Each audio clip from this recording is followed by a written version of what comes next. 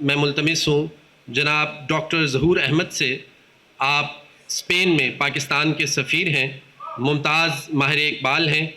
ان کی اقبالیات کے موضوع پر کتاب اشاعت کے مرحلے میں ہے. میں ملتمس ہوں جناب ڈاکٹر ظہور احمد صاحب سے کہ وہ آپ سب سے مخاطب ہوں. جناب ڈاکٹر ظہور احمد. السلام علیکم. میں اقبال اکیڈمی کا اور گورنمنٹ کالج کا اور تمام جو منتظمین ہیں ان کا شکر گزار ہوں کہ انہوں نے مجھے اس اہم تقریب میں شرکت کی دعوت دی اور مجھے موقع دیا کہ میں یہاں جو نوجوان لوگ ہیں ان کے ساتھ خطاب کروں ایک ایسے موضوع کے اوپر جو میں سمجھتا ہوں بہت اہم ہے اور میرے دل کے بہت قریب ہے. آپ کو بہت شکریہ کہ آپ نے مجھے ماہر اقبال کے طور پر میرا تعارف کرایا، لیکن میں اپنے آپ کو ماہر اقبال بالکل نہیں سمجھتا. میرا خیال ہے یہاں پر جو دوسرے حضرات جن کی آپ نے گفتگو سنی انہوں نے اپنی تمام زندگی جو ہے وہ علامہ اقبال کو اسٹڈی کرنے میں، ان کی تعلیمات اور ان کی فکر کو سمجھنے پہ لگائی ہے. وہ یقیناً ماہرین اقبال ہیں. میں علامہ اقبال کے ایک ادنا طالب علم کے طور پر جو ہے وہ یہ فخر محسوس کرتا ہوں کہ میں اس تقریب میں مجھے شرکت کا موقع ملا. میں 2-3 صرف چیزیں عرض کرنا چاہوں گا جو میں سمجھتا ہوں کہ ہمارے لیے آج کے دور کے حساب سے اور ہماری جو نوجوان نسل ہے ان کے لیے علامہ اقبال کے جو افکار ہیں، جو علامہ اقبال کی زندگی ہے، اس میں سے بہت اہم سبق ہے. سب سے پہلے جب بھی میں علامہ اقبال کی زندگی کے بارے میں پڑھتا ہوں یا ان کے افکار کے بارے کا مطالعہ کا مجھے موقع ملتا ہے، چاہے وہ جاوید نامہ ہو، چاہے وہ ان کی ابتدائی کتابیں جو ہے بانگ درا ہوں یا ان کے بال جبریل ہو، جو بھی ان کی آپ جس بھی ان کی جو ہے تصنیف کو ہاتھ لگائیں تو ایک چیز جو آپ کو نظر آتی ہے وہ یہ ہے کہ علامہ اقبال کا ایک حسین امتزاج ان کی فکر میں ہے مشرق اور مغرب کا. اور اس کے لیے جو ایک لفظ ہم نے استعمال کرتے ہیں، لوگوں نے کیا ہے بہت سارے، وہ میں سمجھتا ہوں قرآن شریف میں ایک لفظ آیا مرج البحرین. مرج البحرین میں یہ ہے کہ وہ 2 سمندر ہیں جو ایک دوسرے کے ساتھ جڑے ہوئے ہیں، وہ ایک دوسرے میں ضم نہیں ہیں لیکن وہ ساتھ چلتے ہیں. تو علامہ اقبال کی فکر میں آپ کو مشرق اور مغرب دونوں کی جو ان کا ایکسپوجر تھا، جو ان کی تعلیمات جو انہوں نے جہاں ان سے استفادہ کیا، وہ دونوں آپ کو نظر آتے ہیں. ایک طرف آپ کو نظر آتا ہے کہ انہوں نے نانک کے بارے میں بھی نظمیں لکھی ہیں، انہوں نے داغ کے بارے میں بھی نظمیں لکھی، انہوں نے پھر دوسری طرف انہوں نے کوئتے، نیچے، یہ تمام جو اور جو برگساں جو مختلف مفکرین ہیں مغرب کے، ان کی بھی مطالعہ کیا. اور پھر انہوں نے جو مسلمان جو مفکرین ہیں، رومی، رازی، ابن عربی، ان تمام کا بھی مطالعہ کیا. اور اس میں آپ کو خاص طور پر دعوت دوں گا کہ ہماری نسل بھی اور میرا خیال ہے آپ کی نسل بھی فارسی سے ہم تھوڑے سے دور ہیں، لیکن اگر آپ کو موقع ملے تو جاوید نامہ کو پڑھیں. جاوید نامہ میں علامہ اقبال نے مولانا رومی کے ساتھ سفر کیا ہے عالم برزخ کا، اور اس میں انہوں نے جو ایک علمی اور فکری اور روحانی بحث کی ہے مختلف مفکرین کے ساتھ، جو تاریخی مفکرین ہیں. اور میں سمجھتا ہوں یہ بڑی دلچسپ گفتگو ہے جس میں انہوں نے ان خیالات کو اخذ کیا ہے جو وہ سمجھتے ہیں کہ ہمارے آج کے دور کے لیے یا ان کے پیغام کے لیے جو ریلیونس رکھتے ہیں. تو یہ جو مرج البحرین کا کانسیپٹ ہے جو علامہ اقبال نے جس طریقے سے مشرقی اور مغربی تعلیمات دونوں سے استفادہ کیا ہے، میں سمجھتا ہوں یہ ہمارے لیے ایک بہت بڑا سبق ہے کہ جہاں ہم اپنی جو ہمارا جو روحانی، ہمارا جو علمی ورثہ ہے اس سے ہم اپنا تعلق ہمیں برقرار رکھنا چاہیے.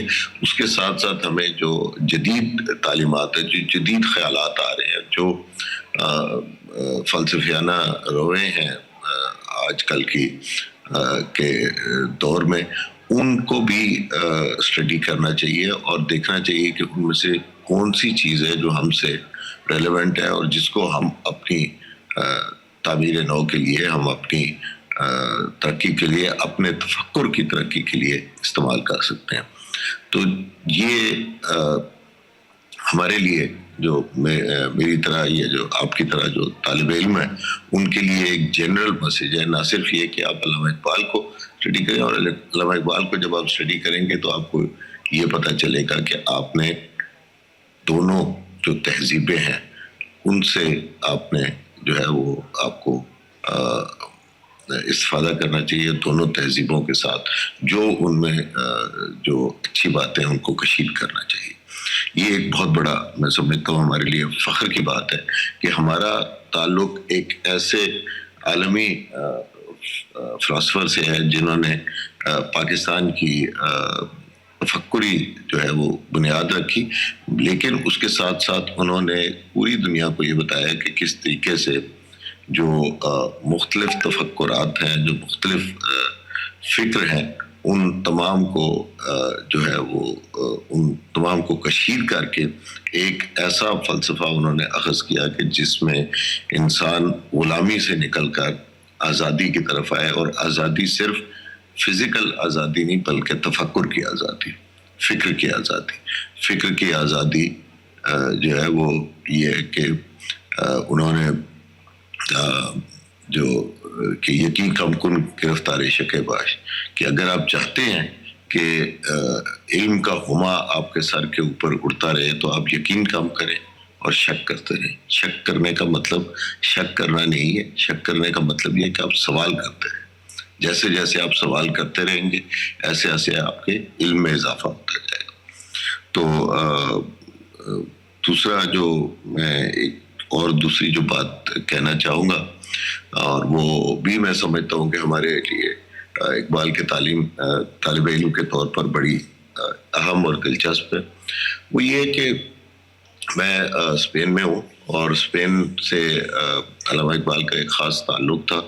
وہ اندلوسیہ کی تہذیب کو انہوں نے بڑے گہرا مطالعہ کیا تھا، اور اس میں جب 1933 میں وہ یہاں پر تشریف لائے تو انہوں نے وہ بہت انسپائر ہوئے. ان کی ایک زندگی کی خواہش تھی کہ وہ اندلوسیہ میں، مدینۃ الزہرا میں، قرطبہ میں، غرناطہ میں اور اشبیلیہ میں وہ تمام جگہ دیکھیں جہاں پہ مسلمانوں کی فکری اور مادی عروج کا ایک زمانہ تھا. انہوں نے مسجد قرطبہ جو ایک عظیم نظم ہے، میں سمجھتا ہوں پاکستان کی جو نوجوان ہیں ان کے لیے ایک بہت بڑی مشعل رہا ہے، لیکن اس کے ساتھ ساتھ وہ شاعری میں نہ صرف اردو شاعری کی ایک بہت عظیم نظم ہے، اور میں سمجھتا ہوں کہ probably one of the best poems. اس کے ساتھ ساتھ وہ عالمی شاعری میں بھی ایک، میں سمجھتا ہوں، بہت اہم مقام رکھتی ہے. اور اس میں اگر آپ غور کریں تو یوں لگتا ہے کہ ایک مسلمان مفکر آیا ہے ایک ایسے ملک میں جہاں پر اب مسلمان جو ہے وہ حکمران کرتے تھے اور اب نہیں کرتے، تو وہ ایک اس کی ماتمی انداز ہوگا یا اس کے بارے میں وہ افسوس کا اظہار کریں گے اور اس کو یاد کریں گے. لیکن اس نظم میں انہوں نے جو سبق دیا ہے وہ ایک بہت آفاقی سبق ہے، اور وہ آفاقی سبق یہ ہے کہ اس کے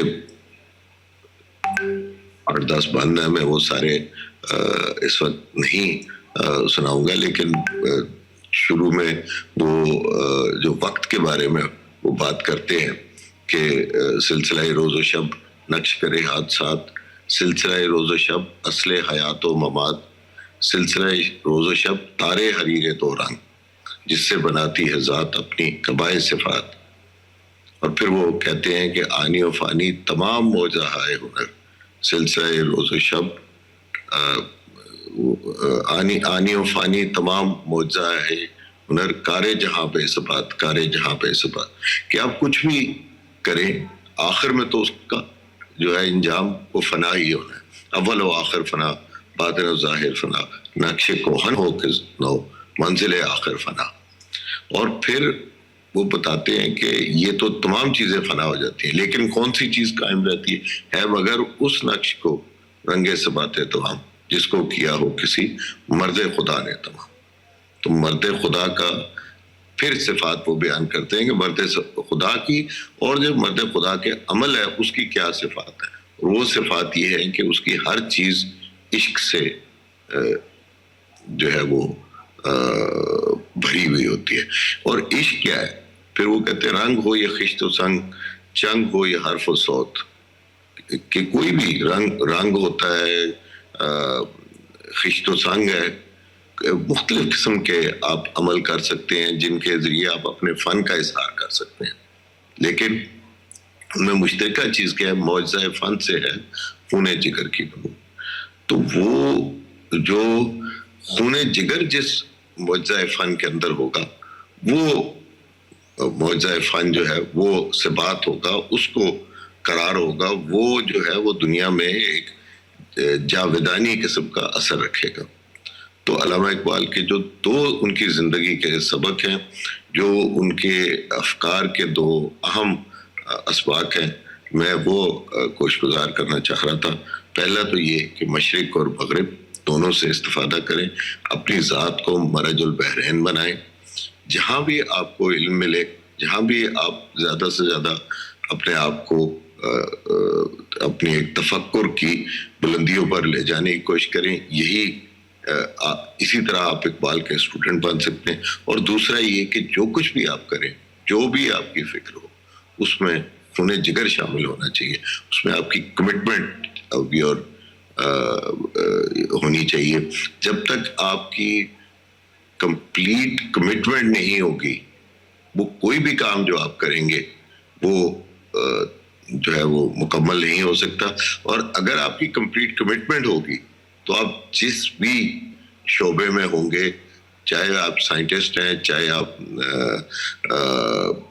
طالب علم ہیں چاہے آپ اکانومسٹ ہیں اگر آپ کے اس میں خون جگر ہوگا اگر اس میں آپ کی کمٹمنٹ ہوگی اگر اس میں آپ کی محنت ہوگی تو وہ جو عمل ہے وہ آپ کو مرد خدا بنائے گا.